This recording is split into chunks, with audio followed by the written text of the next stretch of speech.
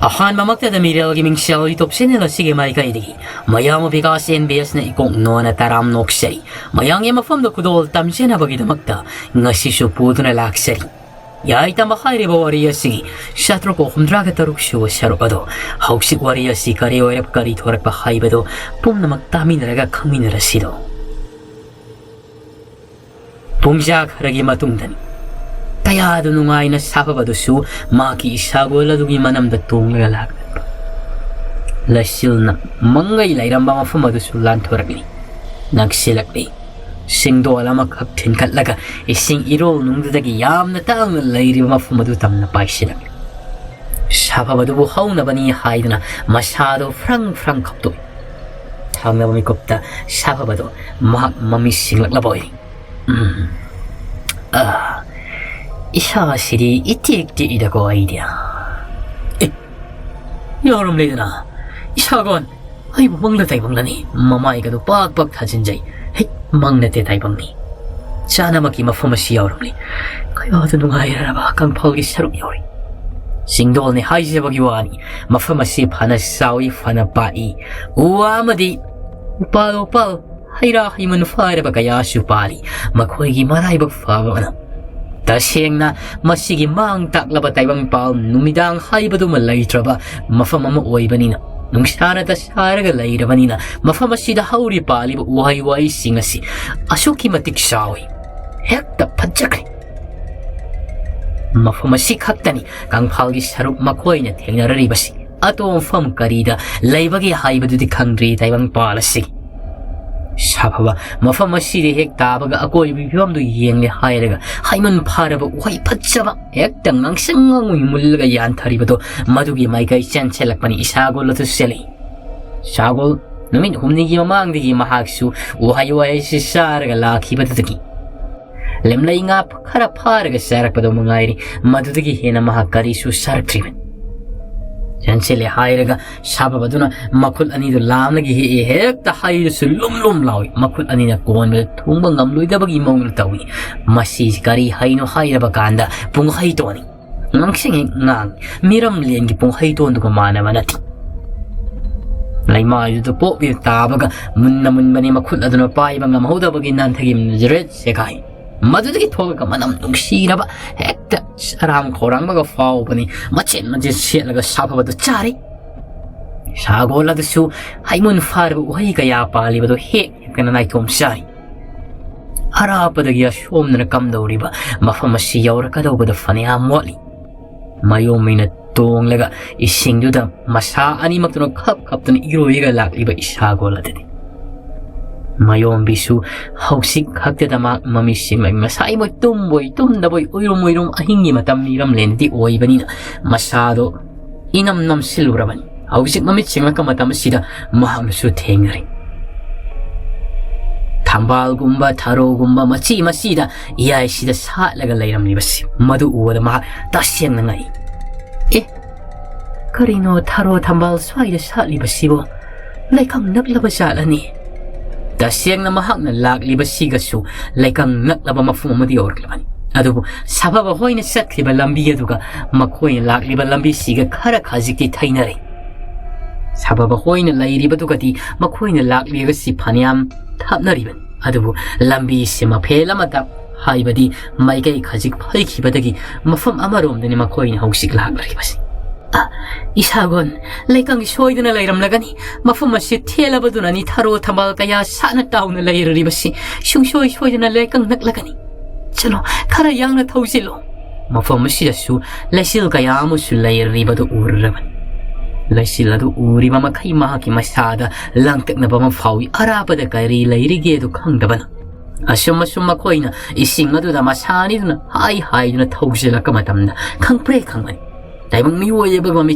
चप मनरो इसाउ साउरबा ममि तो लंगट्रिक लंगना पांगले हाइरगा मखोइ मांगदा खिल्लगा हेक इसिंग अदु हिपथाबगी मोंग तौरगा लैरमबद हेक्ता मयोमि इमा हाइदुना लाव इसागुलसु चप लेबले हाइरगा नोखलगा येंग मुन्ना अकोइबदुदि मयोमि सुंयाति अकीबना सिरेदना आइदुना ममि खोमचेलोरबनी थांगना ममि कुप्ता ममि तो हाइदुकलगा Young मतमदति mahang uribasi munna kokdagi ton faw yengbada มีดินนัตเรหายไปสิครับหิงบะอามาสุอวยรีหายไปสิชีวะชาวเราหิงสาบะอามากุมลาบกุมไลรีดูก็ไลรีบะสิมาสุนุ่งยิมิตามโอลาบกุมนัสุตอยมามิดอดูมาดิหิงเดหิงลาบะกายาดมันครีชาวกุลาดูนัสุการิสุขุดงที่บะตารอยหายบะกิมาตากุมนะคงละก็ไม่ยอมวิสิเดอินกิตตาวรีไม่ยอมวิสุปุ่มนะมักขังลาบนีนะชาวกุนนุ่งยิมิตามสุมาลีชาวเราไปหิงสาบกมานรำมิรำเลนดำมังกิมาตำดาขาลายขังนี่ยากายรำบัตุตมาลีนั่งนาดีขังลิไรช่างยามนัทูนักขัลมาฟมาสิดานั่งชูนัชาสิลอยนมักปุ่มทับตารีอิสิงดะกุยนลมันครีไอชูวารีมักวายนี่มักตุตับนะไลรีบะไม่ยุ่ยบกิสบานมันบะเสียปรายนะมามิดลังทริกลังบะมันอิสิงอิมายดิกิขายกักลักไลมามิดน้ำมันอิโรนดันิไลรีบsiapagi hipagi mongni tawriba masa tangkhai mani ising de lupchan tangkhai mana siapaga lairiba do mathakta lai miya ma hekta pairagi hipasi mangai rimita masigi mong matausi nungi mita makti oiramtri wa kharasu masi da hauduna lairamli laiba khallaba laibakin lairang na tabu mitam oiba sani tan masiri isagon ashomda kakhalau ashomda Paniyam na sawi mitam masiso. Sama la kahalak paga maaksu niyak tang nining sasur sang huntui. Mataba kato ipun punjal robani bubu lawar kadore masasi pat kadogi. Sawa usiyak na ising na koy niya luplabadi kari tawi hay batuni sagola sida Thungluriba si. Matumama kato prang kantok pading amdri. Kara makay kantok lamli hayaga padrak ta na mahaksu long trak long makay nung samangal na masari heli. Mayombi Mafam asigi akoy ba di mitam hiplaga lairiba si man sige akoy ba khara lapthok khrabadi laisil khaya thachin mana maram oiraga mayek seng uba phanglamdi kangphal se khara makhai ni nakle haiba bo laikang mapong phane di laitaba oiba sani mitam asina chawba oiba gi mahang siap thabada nakal namana laimai da thiengnaga nakal namana ising mathak asida phawalapa Sada takta banay sasi aram kauram lari ahing bang ahing sabado na di karibo oirugan. Koy ba tuta mahag saba yaba kari laiba ki haidana mitamasigi masida hubagi haidana niyang mai. Adugo Maraibak tiba haigadra mitamasida di wahay amatasu haymun hayra paradana pan ba tengnati. Sangtrik mana sanglaba upan bi singdi mitam masigi masida hori Mayombina sum kapai makong lo thang laga lakpan makuk ngaurang mitam masigi iye thanga makut phangkat laga lairiba dogi segrak maya adudagi pambiya makhak paitak tawraga songthliba do oi Mayomi prap chensili saba yaba uhay ama pan ba ududagi chensili hairagi yeng lubada palamli shawrba hainaw amunba ahum khak Pambi masado mitam dugi yet hangba segrak to dagi litor e haire Mayomi patlaw na tali hainaw wado munchu mulli chawkshu paniyam na sawi makul anin hekpai bada lum law makul anin hekpai haire mayado na kaksi hekta mahi pro kapthurapan madudigi laima idu thamle haire makong animak to nakal da phantok laga mak haidu chari Kaya da hauna sari bano mitam sidigi seglak digi songthorak pa hainaw pambi sida palam ni bano Somdi isagula su aram khawrang mahak na bukayam na saro nigi hainaw aduno shaw oy banina ngak tanga di pupa hainaw aduno ga mun na thummani paniyam na chachili shawra ba hainaw ma oy banina machet ama khaksa baga samani mabuk thalle haira ba kanda isagoli amung ningsing dopi Ay isagon mahang sari badugi lemhawdo mahang machet na masari atay sabang ngamdaba hainaw umdo thang laga makyat ka siglaga pur mayang siri yanggang labani ko Mayombi si yeng bada makok masamado khak ngai ra bong maku isaw ra bong uri isagon haiduna sura pi hon na sukor sagol mamit adu moirong pangkhalak isagol gi maha kimit na ha sisu ngaurong thungbugum na ngauru na raklabani isingdu da pui na makok adu lupsan amuk thingkat tawrga laibadu dagi mahak sawa usek haibadu oibani na mami su mayek seng na arabagu uba ngambagi sang yautri Manaktuda pusalaklibato saba yabani haibadi manamdasu khangmangamli mamittunasu khara khara urubadudagi praglibato maya ka thokle hairaga mayombidi ilaklo haibago ingittori sagolna maya ka thokga mayombina hek inbaga isagolna kadro wajna kya hauna mahi hom pit kapthurglibato chariba sumnani ha hainau amunba chawbada makhoi ani saminare hairaga mafamaduda mayombisu masado thupsilaga tumli hibli Shagolol sumangairi no sa suyam na kanna sabanati sangsat amada sawa haibuduni oiribas kaya da no ay na layre ba nong da mamahak na bukaribu tambiri ba nakala magisingdol dudana sababagi isagol nakala madana mayombigi isagol ga aniya si mataw kram taw kigadori ba no haibasi nakala marom dana pungza kaya hogsen krabani na hogsik miram len gidi nongan fung torka matam haibudo silaklam Kadai waidano hausi Burumtel golden Burumtel kulasida Lairiba mioi pumna makasi Ngasiri kulaka boriga dauribanina Makoi masama sagi mathaudang ado ayung anta mamling aisigi hawali hairaga taunari Kulgi ahal oiba singnasu ayung anta na hauri hairaga na singnasu hagolo ayuna haudokli Matam kuirabagi matungda kulaka boriga daurabanina tarai ba amadi oiroi dauri aikoi yamna nganna pangtokaba yaroi dauri dan hairami gorong namit yai faraba namit chida kulak pa silagani haibagi paushi shimlagi mafamdadi ahal singa sina su tamdribani gari maramgi kulak pi sida hanadi makoi na haipamdi thoktabara ahal singa sina kulak pi shimla hangtaktagi kullasi turatu na manglibani haidana singlaga laikrabani Maki loina makarong adosyo ahal singa sina mamangi matamdagi sauduna lairibani maramdi karong asi kabo kailangol tawdagi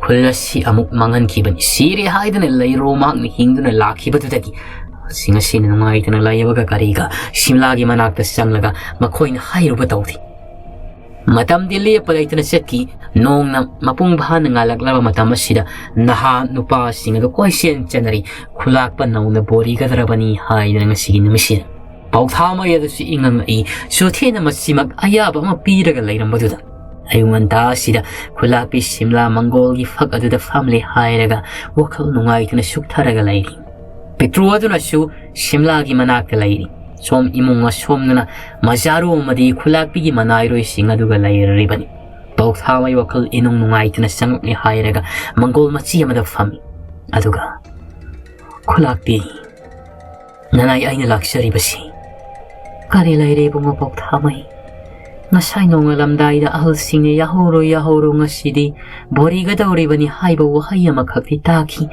marol sengnadi tahaudri Kulakpi, tasing namak kulakpi da khana, wafam asibu haudok pirak tribra.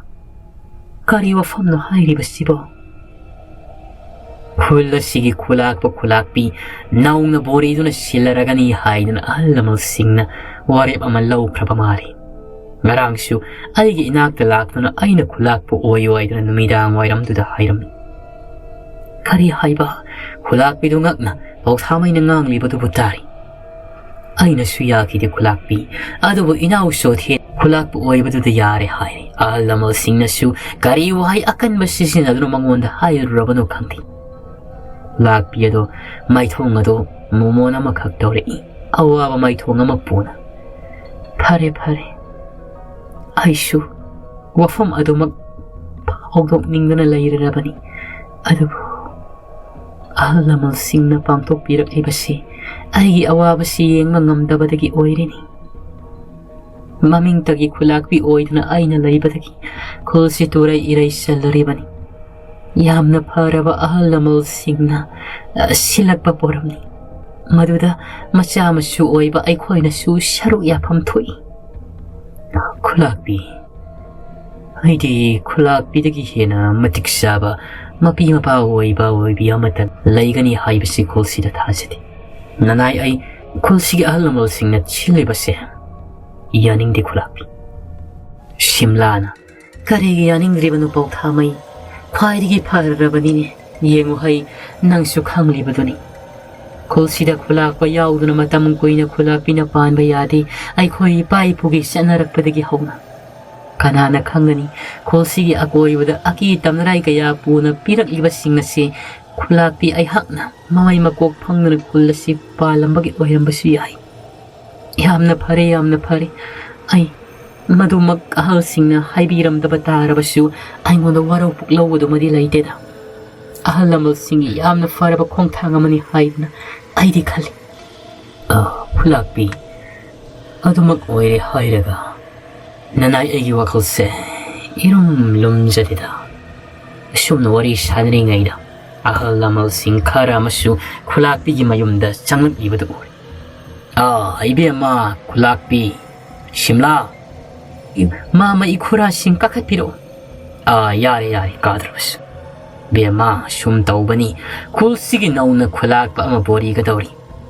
Nang nasu khulak pa sigi makuk sida ay singa siyeng mado haibire hairaga sanagi lhub makupangam da batarabasu khudai na kokse saraga amatangdi upi batare ko.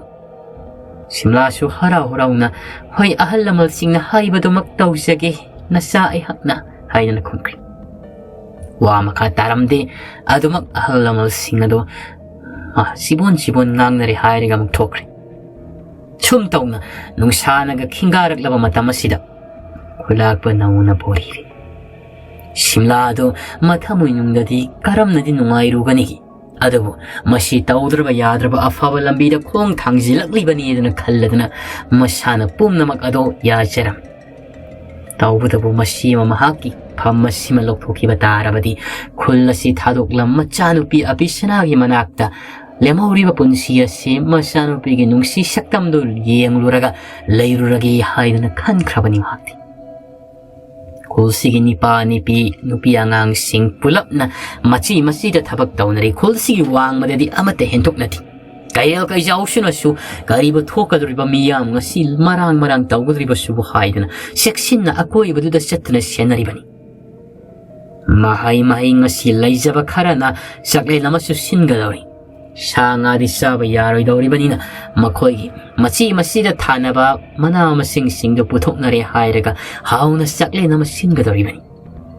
Kulak po so tiyamadi makiloy na bitaroy ato po so sana pambalgi mongda pampam sana patsana miyam puliri badugi mamangda pamali. Kulugi mayay sabu asimagdala. Al tarik ni pala do so masida pamlari. Kulapi simla su iro maithaja tuno sipna na piseng sili hayraga sangakli. Aduga mamangi matawgum makoy tamyatel kullayringay digi sanarakpa kulakpa bori bagi saktamado kajikti ahongba amadi layna tawda yadabagi mongda hausik pangtoklami. Ngasi koro yay faraba ningthaw kaba numitsida kulakpa bori cream. Sothi amadi taru. Jothe su kulakpi simla asina kari khalam gadabano oidana khang. Adabu ahal lamal singi tawgang asina hena mangonda piselakpaduna nanchelakpaduna maram oiraga mahak yaningda mapukning asida nungaita kulakpa haibadu oiba yakiram. Nakalamaromna na mukam dawriba. Sanakhul may hausik akiba kanaba mo oiri kunjami oy pum na ngarangi musin mo ba ani iful adudaf hawalaklaga jagoy sabagum pang na sanabagum layram miya hayan lamay ito na hakiwado na pungsan sandokli ayuksida. Adubu api sanasina di mapuro iba lay nga masibu satlaga yenloge haywa magda sungya yaramdi. Kari di upay layri lay nga madusu masanaga mayeksing na paba oy libanina api sanana yadabani saudi saurang na layri diban. Api sanana ining taw nanay ay nahayri ba si amuktang nipi ay si isaha na dagi supanyam na kan kalabani. Hapitang satlaga sanglaga yenloge hay ba sitang nahangi yadri ba si bakayina. Nipa ay nahayri ba si nahang amuktang di toubiyu kay dorabagi. Kari ko manahak na Mafam aduda Thungluriba tarabadi. Siyang soy na nanguna kudong tibataga ni hay na ay gimanglan sada ikutulen gisakam olaga ngarang ahinga si mang takpirami. Madudi nga saingay nang naingon na karigi hay diba? Ay na masihip nanguna pungdok ngay tabadigi hay diba ninipa? Adoy bataraba su mang di makumang oja kasano ay amok tang giseloge kay tarabagi nipi. Api sanana, nipa, ay nahayri ba sitang dinahang ihabiyo kay dorabagi? Sumna haidiningayda lamaytondu hatu aduna thongal adomgi muksen silaklam ining thau amadi laimarin bi ani maksu laibiramni mama kari pau lairabagi ngasidi kari chu tahogdabra ining thau kari haina tamgadabanu khangdri aikoi iputto ngasidi ngangsangngangna igumna isingdo machu olauri kari haiba iput igumna ngangli haiba aina khanbada ining thau masi iput asigi haurakphum oiriba haibadi iput asina pharakliba aikoigi khunkha pat madudagi su oi aduga iput asigi maram se khunkha pat nataba atoba maram amasu leiramgaidrina khali khunkha pat nanai khoi ngasai chacharagi yenglubada mafamdudadi kari su ta hodi makhul namakhakshu tongan mafamda phauramgadradana khali makhul ladudagi tinu laimu likhul lidana ngarang saphong lakpa oiramgadra aila suningi masigi likhul asimatang nanaya khoidal liruba thiruba yabagi ayabadudang loksagedana laklibani laingamamadi apisnadu yengni karino haiba sibu mamangi matamdadi khunkha pat khaktagi ga phauna kiba oikibadaina ining thau nanayna singnabada nongpok torela somnagi su phauramgadra haina singnaido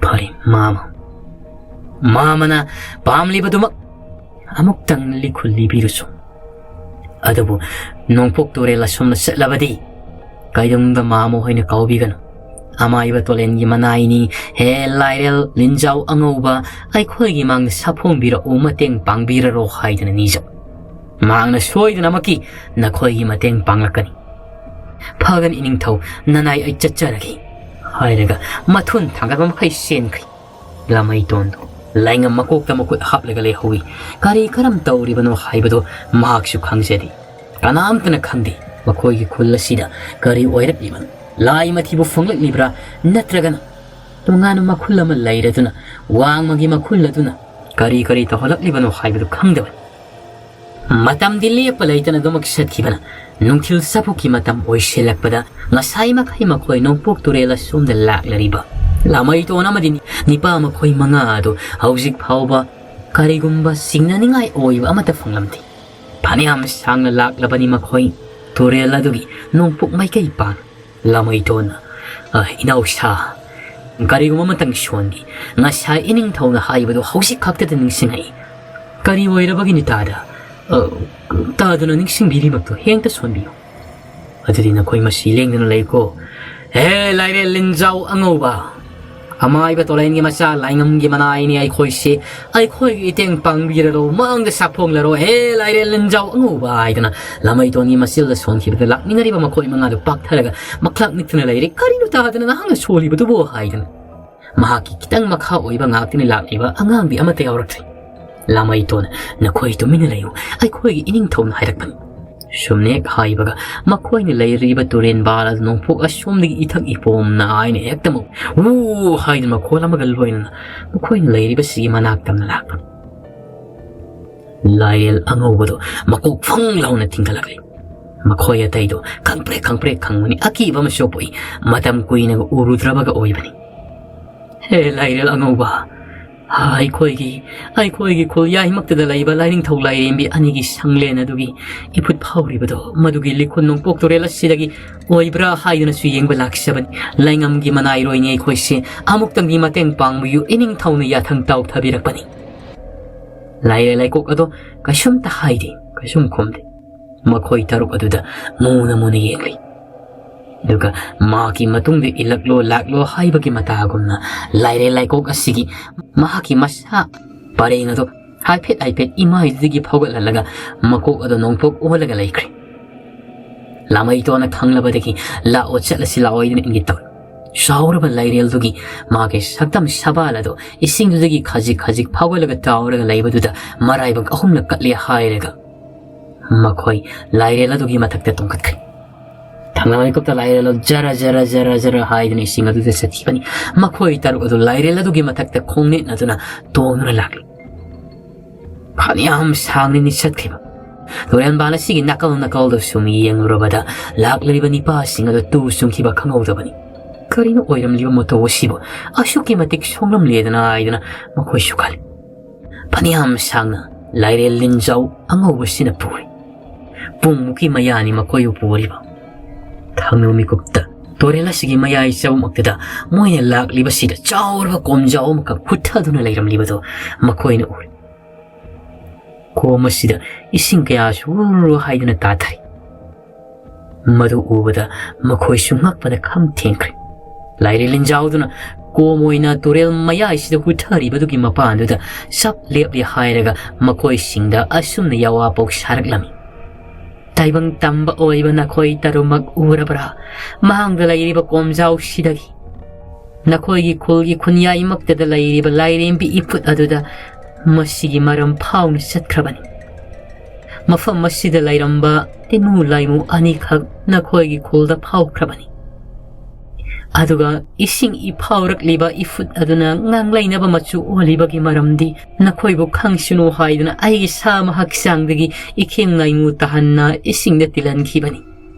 Madumakna nakhoina khanglarabadagi mafam asida khungul liba lakliba natra. Yamna thunamak nakhoigi ifut ado nakhoi khulgi khunja kayana mengadabani. Nungsana saringai numitna lairingi matamda natrabadi nakhoigi khul awaba taragani lining thaulairembi anigi phambal makhoina tankhraga makhoina oina phamlaragani tinu laimuna panba khullama oiraragani. Somna lairi linjauduna hairakpada lamaiton tu khyauk kayam yamna kanba lai matai manau laimu tinu no haibadu khangli. Madudagi lamaiton nisasor sang hontoklaga karam na madu boy khoin ikut meluga dabano ai khoida tinchu laisu roidra hayin hanglai. Laire linjauduna nakhoigi na sada tinchu laisu daba haibadudi aina khangma ngamdi.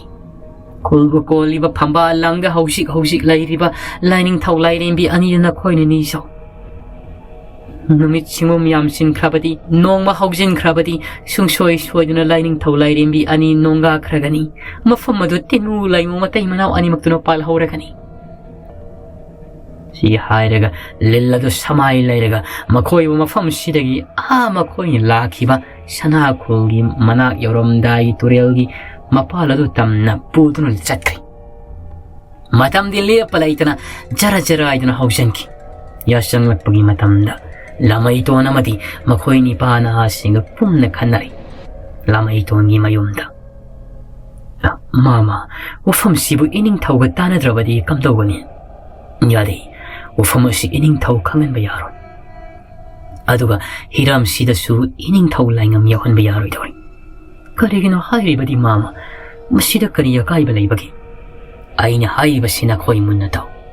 Hausi ining thau si masasi ikan katribani. Tinu laimuna si lurubadudagi. Aduga mai khoigi laibungi phaurak liba iput sidasu tinu laimuni phaurak liba. Masigamu mayok nakhiba tarabadi haibadi nakhiba tarabadi ining thau si punsi tenga doriban. Laimu hanjan nanjana anirak thokna ongnaba tarabadi taibang mioi bado punsi kemgani. Masina khoina di khangiroi. Ining thauda masigi wasi hayala roisi ai khoina fana basin krasi. Adudi mama hausi hekta maksalaga ai khoi melwana phagadoribra nipa ai khoi suyami. Nati na khoi bunga urabra ngasaida hai kribado. Ai ungthilgi matam numit na lairingai da tawgadabani aidana. Hausi yasyang laklaba matam manina khoi satpa yaroi dori.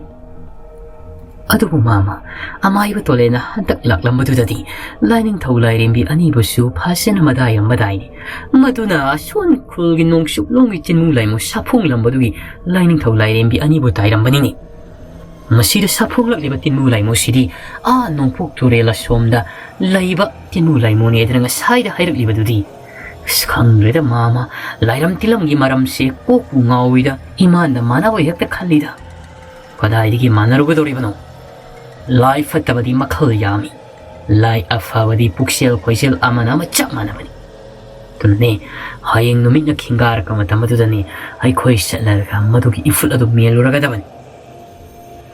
Ining thaulai ngam mana ya hetki gadom ya khaladi kamdauba. Adugi damaktadi ai khoigi khulsibu koliba lining thaulai rembe anida hana thauni jagoduriba sidi masi pangkhala ida masya. Phare chalu sana sagina yung nangalingidahan na ron. Sumna, laingam tahan dabida lamay ito ang sinapana ba suloy na magsilami. Api siya na su, laingam tahan birakanu hay na hana hay krabanani. Api siya na mafamda, lo na wahay kara si su hay raman ni lamay ito. Matutagi, api siya na su masigi maram na tahan birak lagano, hay badagi, lamay ito na su tahan lagtabani. Laimu anira ungaraba taraba su, laingam afabo, karisu oyoy kang badagi. Numidang yung matam kangaw na oisenki. Nakalamorom na sagol kurup tahan mapatolay ni may kaitam nun lakliba. Maniya do, yasa nga kamatamasida lamlen kulla makagda tungluri. Paniyam di sangkrabani, maki sagol subliya do pairaga, mang na lambi mapayengin na lakrib. Husik mani na mapatolay ni likulirag liba sibu, masibu. Tasyeng na mag-atsum malambiya maoy ga do ibra. Mapatolay na di, mahaglag si fawal layra mo ito na haikriban. Tasyeng na mahag hausik Thungluriba lamle lamdam, kulla siri, asyuki matik miyok ni chan pabakwil laman. Marol marisu, ado magfaw na bahay ba dumasuoy na. Pikla ba kanpok siyang nga maduda, mahakiyarek pamoy na bahay na sinbiri. Ay na york liba kulla si, matuk na ba ng sikreda. Masisu, marup ama oy na hayeng way tungkoy na loy na baya kada ba kulla madi oy kadoy. Pare, hayeng asi madi yarik liya hayraga, hayeng inong tay na ngala baganda.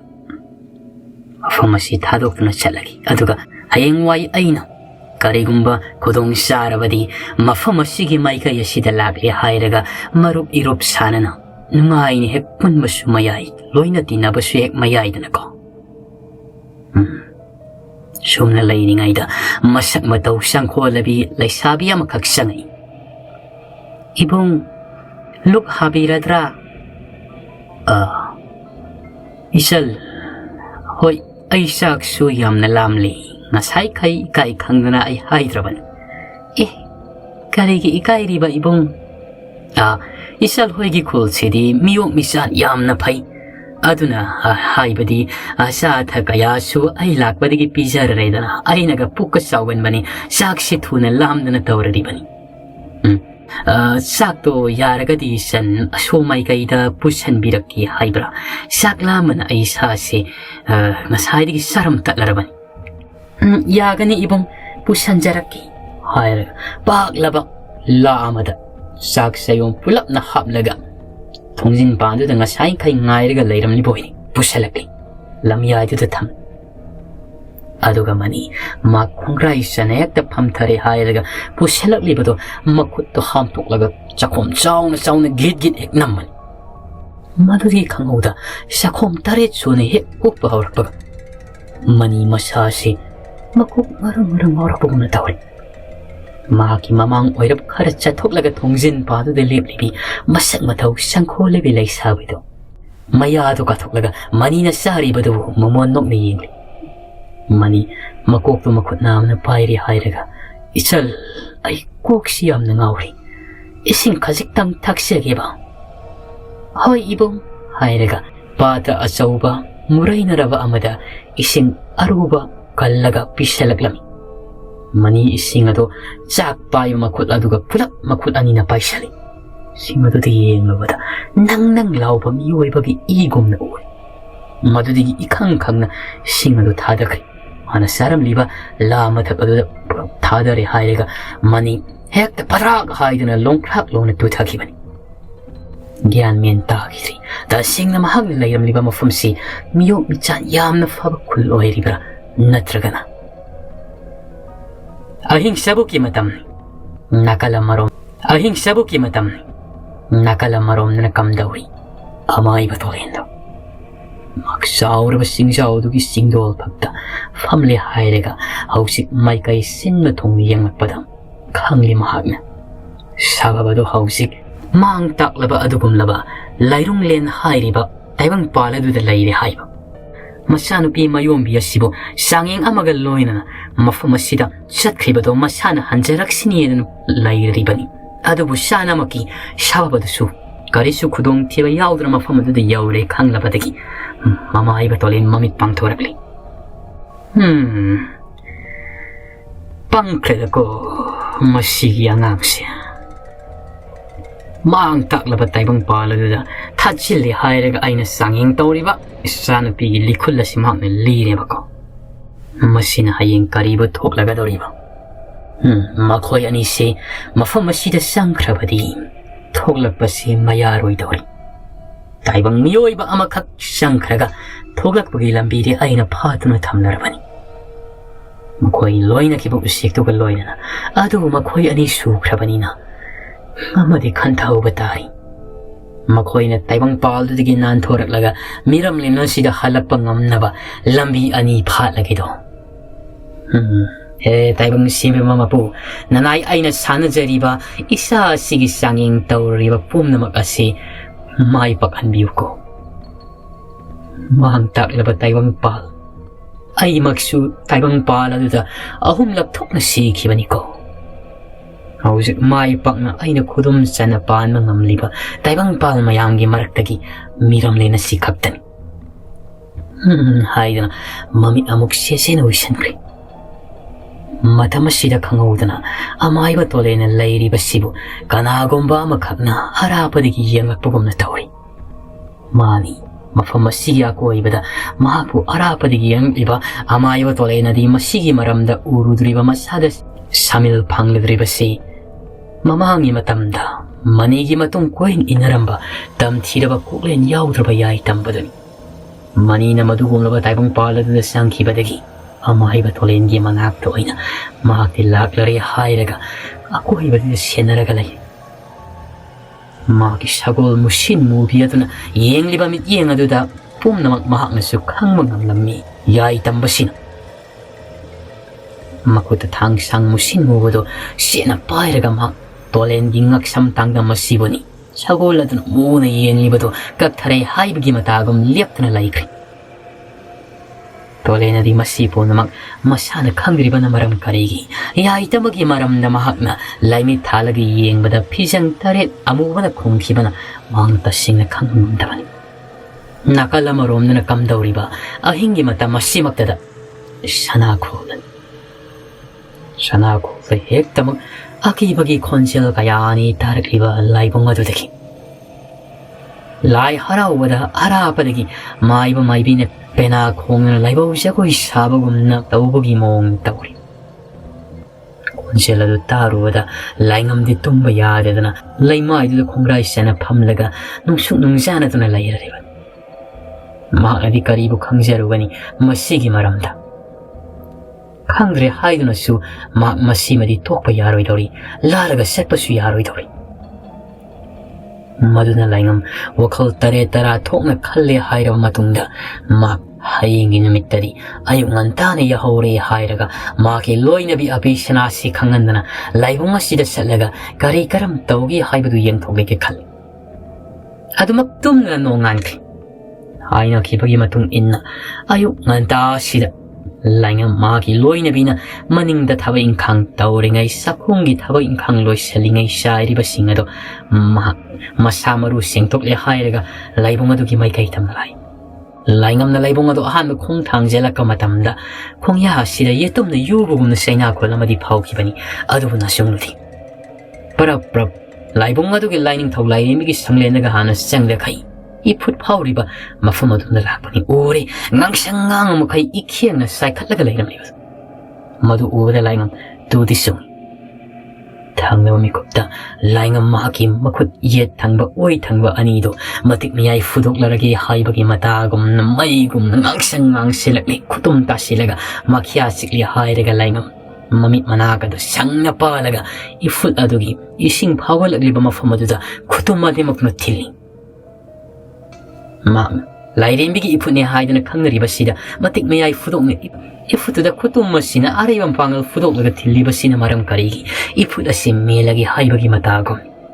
Ahing da tahakriba mikap miraw kol iput asigi masu oliriba sina takpadi iput asim mensan kiba na saruk sama hena pai kanbadagi iput sibong melaribani. Tinulay mo anido di ngasay hek no ngalakpadagi. Kul sibu ko liba lining tawlay rin bi anido tali hayraga. Sangay nung adita sangana pambalang na laikraban. ngarangmak iputsi melamba tarabadi lilladun hairpagi matung inna karisu tauram loidabani ngasi ayuk yendangan ba nungsana kingara kamatam lamai tona madini pa kaya loina na iput melurasi haidana lakamatam sida laingam ni iput ado pachana ekta laiba ka paikat ngoi mialaga laina maduda makhoi ngakri makla ka thak ipani lamai tondi kariba thuk lagaba haidana laingam huma anapi kangle hairaga makut mai haweng aksang ngangna modo jara jara hanjan kraga lamai tondo onselai mama khoshu lakpire kana traba ai khoibu akiba tamnarai piragadra layirgadaba iputchidi aina men kramani lamai ton masada mahakti nungtigi lai senraga laibanina khangaudana kariguma nungsit amakhakna masada khangpu phujilaklami laibung lairiba maikaya sumdagini mangona saumam piraklib mami tuk tirapna laibung asomdi yenglok matamda karigumba sor saum honbagi makhol mahaki nakongda singya ina tahalaglami madu tarabuda lamai tona dom singnaribado sonamlagani haiduna khankri mami tu akiba magalloina imung angne laibung adu di yenglagalairi laibung adu su isuk hiksu ingna sidi manak sangadaba fauba akiba ma lamai ton gi masada pokri